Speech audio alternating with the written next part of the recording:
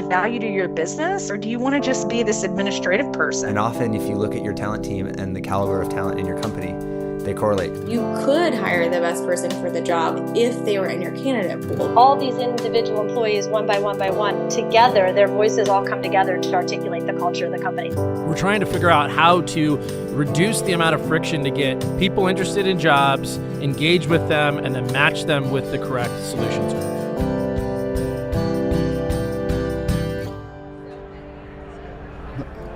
Sorry about that. Just responding to this text real quick. Give me a sec.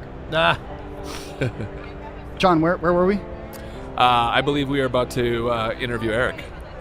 Oh, yeah. Okay, cool. John, how's your day coming? It's going well. It is action-packed here at the HR Tech Conference. No kidding. And like you alluded to, we have Erik Kostelnik joining us from TextRecruit. Erik, how's it going? Beautiful. Great to be here. Awesome. I hope that my cheesy introduction about texting didn't throw you off too much. It's relevant. Okay, it's relevant.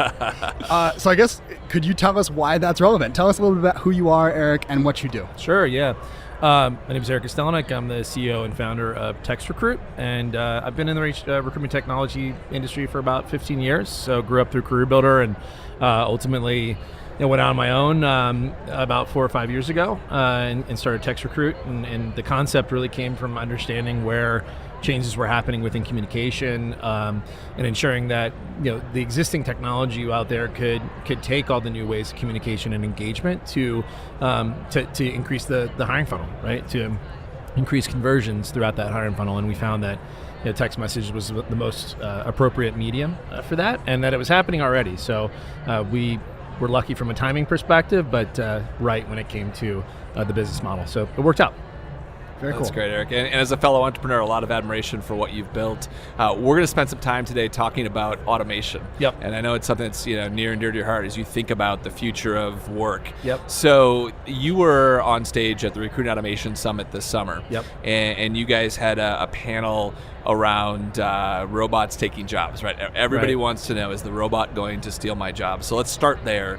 Give us your summary. Is that going to happen? If so, when? Talk us through that. Yeah. I mean, first off, awesome job, really. Thank you. It was one of the better events that I've been to as far as automation goes, and I think really understanding and cutting through the crap. Right, there's a lot of noise out there right now from AI. It's sexy. It's the new VR play, right? It's it's just there, and no one really understands what this is going to do to labor forces and what this is going to do for workflows when it comes to HR.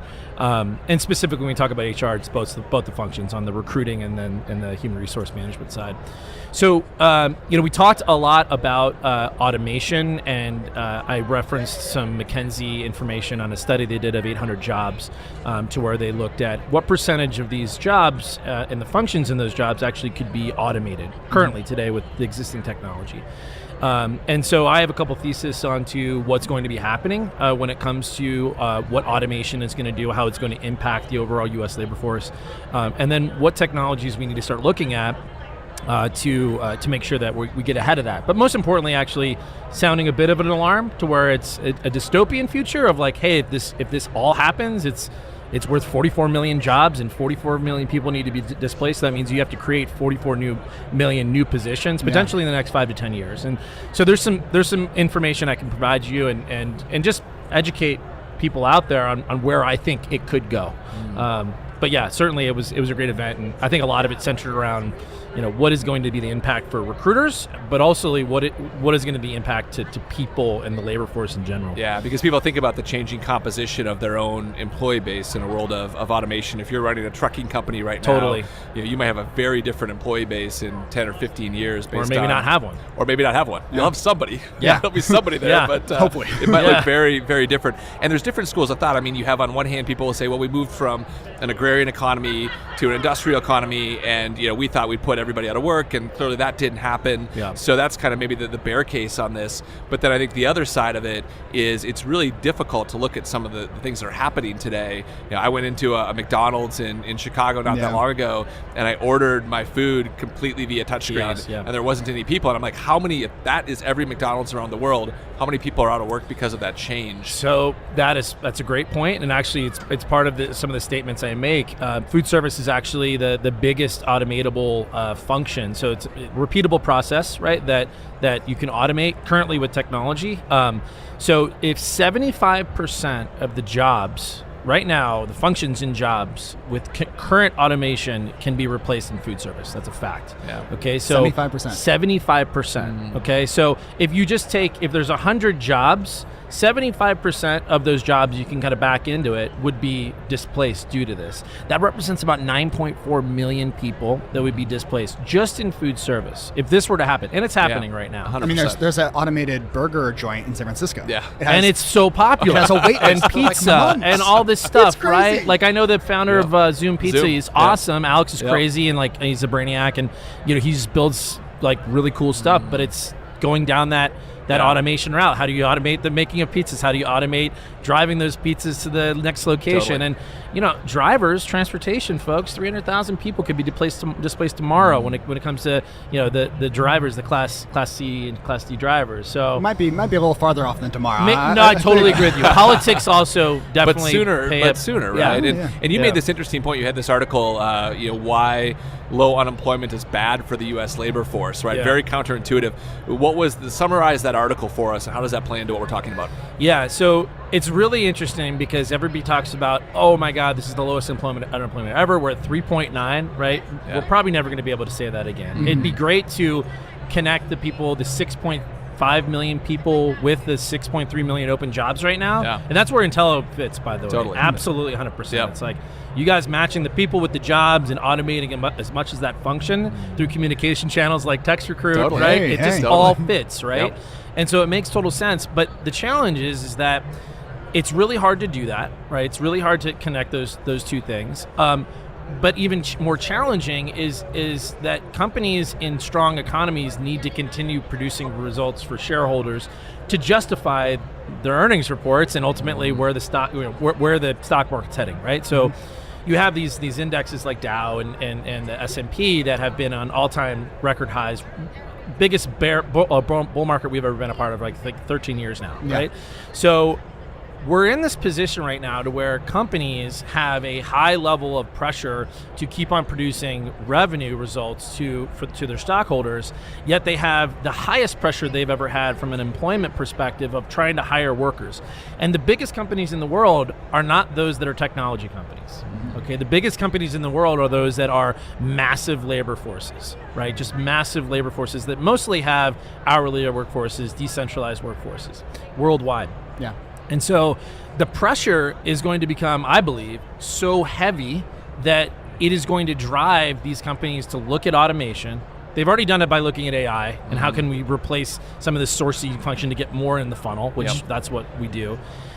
But the crazy thing is I think it's going to start them looking at really moving all in on kiosks or moving all in on driverless cars or all in on functions in the manufacturing process that are 100% automated.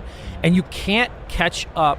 Like the farming jobs in 1900, 40% of the U.S. workforce, right? Yep. Our farming jobs now, less than 30%. So everybody uses ag as like but dude, that's 100 years, right? This can happen in 5 years. So you get, I mean, just the food services, 9 million at 75%. Of the jobs being displaced, but then you look at logistics, and you look at hospitality, and you look at everything that is customer service related. Yeah, it's terrifying, man, and Totally. it could totally happen. And it's the only thing that's gonna it's gonna be weird. It's gonna be like talking to a human is gonna be like, are you real? Oh my God, you're real. Thank God. It's that Google thing that came out this year, like Totally. a preview, right? Where I was like, wait, is this actually a person? No, or a it's bot? not. Yeah. And I am super interested in that. Yeah. Right? All these AI companies here, by the way, I love them. They're pushing our industry forward and everything. But it's Microsoft, Google, Sure. Amazon. The Those big guys, guys. those are millions and millions. And IBM, who we use, right? That's Yep. our guy. There are millions and millions of PhD hours put into these products, right? Sure. And they've been building forever. So that's where it's at. Leverage that technology and then build solutions on top of it to help with automation and the functions that you're trying to to work on. So I think for me, I mean, it's a good tangent. The speed with which this transformation is happening, I think, is something that's super interesting. You and I were talking about it before we started recording, which is like, okay, the 100 years for agrarian to kind of moving into cities, right? But one kind of counterpoint to that, I mean, these kiosks are not like they're just appearing. These kiosks were introduced probably 5 years ago now. I remember being in Paris and seeing the first one that I saw at McDonald's. And so is it really that 5 years is a really short time, but is it that the technology might be introduced as an MVP of a very beginning, and yet you press the button and it actually orders you like a burrito instead of your Egg McMuffin? And so does it actually take longer than that 5 years, or is this just kind of the very beginning and there's going to ramp up, what is that law, Moore's Law or whatever? Now it's not every 18 months now, it's like every 9 months or something that processing speed doubles. I'm sure if you went back to the rise of ATMs, you'd see something similar where there was an ATM back in the day and you're like, that's that weird machine that gives me cash, but I'm still going to wait in line. I don't trust it. I'm still going to wait in line. I don't want to talk to the bank teller. Not like, does anybody want to wait in line at a bank to get money?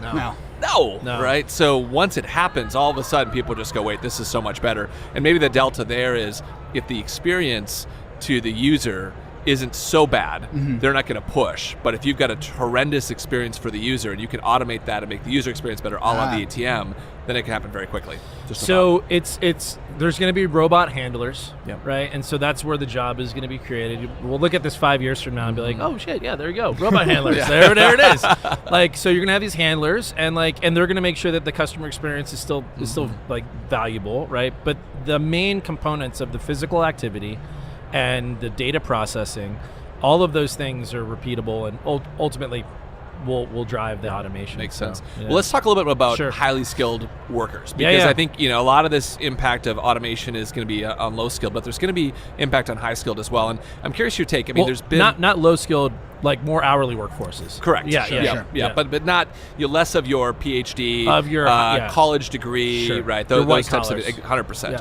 So if we think about the more professional jobs, I'd love your take on automation there. And then more specifically, this world that you've been in for 15 years of recruiting, I feel like even though there is a lot of AI stuff here at HR Tech, the actual implementation of automation in recruiting has actually been relatively minimal to date. So I want your take on that kind of compared to other industries, other sectors.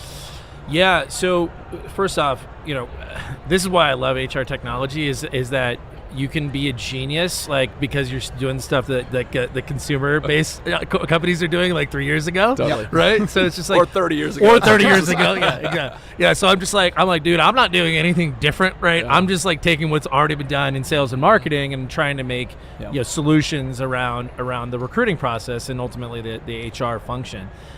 So the good news is I think that HR is slow to adopt, and naturally it's a cost center. Right, so they have their buying cycles of their existing products, and to make a change is a big deal, right? And that's why it takes massive sales forces and massive marketing efforts, and that's why recruiters and HR professionals are getting hit up every day by something new. Super annoying, right? A lot of noise.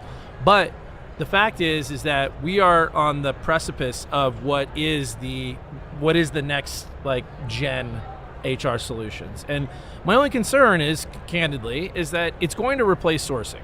Right. So what we're doing, what Alio, what Maya, what Aaron's doing over Paradox, what you guys are doing with matching, with hiring solves, everybody, we're all working towards a similar goal. And that is, we're trying to figure out how to reduce the amount of friction to get people interested in jobs, engage with them, and then match them with the correct solutions. Whether that's light, right? So whether it's light industrial or hourly workforces or more technically focused jobs. You guys are more on the technically focused, more connecting the really, really purple squirrels out there to try to find them and get them in place.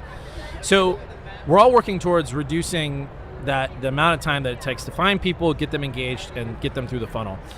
So I think sourcing over the next 5 years is going to be replaced. So you need to find where those sourcers are going to end up. And we are going to see another downturn within the market. I think it's going to come as a result of some of this automation and some of these displaced jobs, right? Because it will spike the unemployment rate, right? They weren't talking about this when all the real estate stuff was going on, right? It wasn't like, oh my God, rates are at an all-time low and we're cutting up all these things. I have to pay $1,000 for my $10 million home. Like, this is perfect, right? Like, no one was talking about it. They're like, this is great. Well, it ended up not being so great because they weren't thinking about the future. it's tough to like think about how the impact of eliminating the sourcing part and the impact of the people in those jobs, and that's something I struggle with personally. But it's going to happen, right? And so the question is where do those people go? What new functions could be happening in HR? But it's all going to be dynamic because of the labor force and what happens in the economy. Yeah. So it's really hard to predict what's going to happen. I think I hear that. At the same time, I look at sales development representatives. I mean, a lot of sales has been enhanced by automation. Yeah. SDR teams have proliferated. Yeah. And that specialization of work, right, the sourcing as opposed to full lifecycle recruiting, hasn't necessarily eliminated the need for an SDR. And if anything, the sales, Dreamforce is coming up in a couple weeks.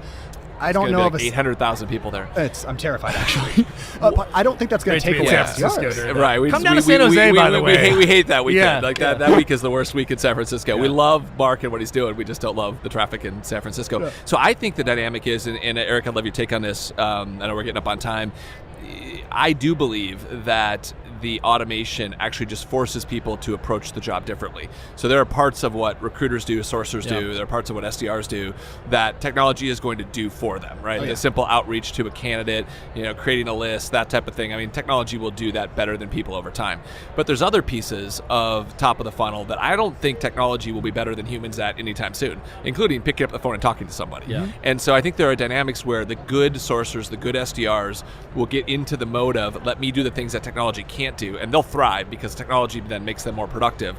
And the people who are like, I'm just going to do things the same way I've always done things for 10 years, those people will struggle. That's my take. Yeah, I'll provide a counter to that. So so I advise for a company called Outreach.io. And so Manny Medina pitched me 4 years ago when I was leading sales at a project management company called Reich, and we were looking at automation, right? And so my past has been as a sales VP and building sales teams for software companies, but I've always been really interested in automation, and that component, the software at the time was just a very specialized use case of SDRs and how do you create tasks and everything. And here's where I see, so I know that company well, I know sales automation very well, I know the SDR function really well because we subscribe to that.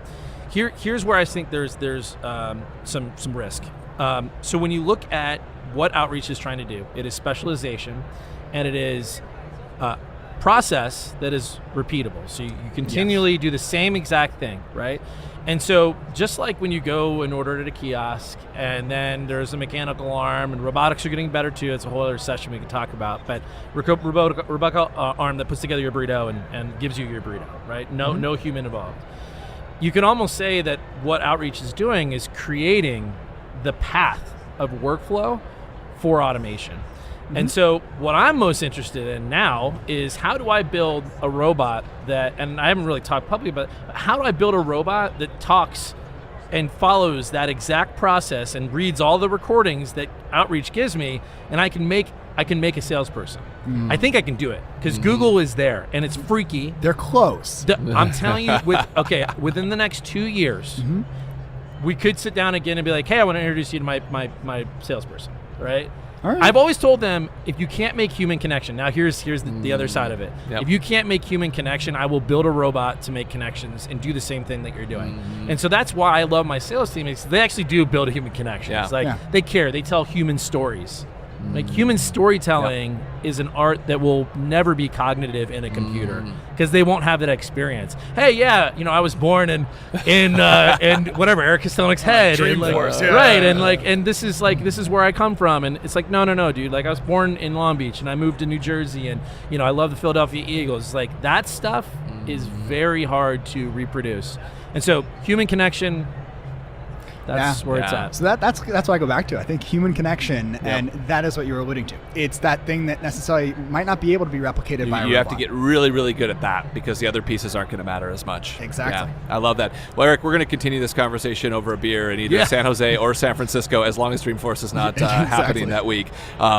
Remind our audience, where can they go to learn more about you, your company? Yeah, so TextRecruit.com. We have all our awesome customers up on there, all our partner network, including Intello, and and I'm on LinkedIn, so if anybody wants to nerd out on this your stuff, articles, your LinkedIn, all the stuff, all the blog stuff about automation and this dystopian future stuff that I like talking about, it's up there. Awesome. So, well, thanks for being on the podcast. We really appreciate it. Thanks, guys. Thanks, Erik. Okay. you.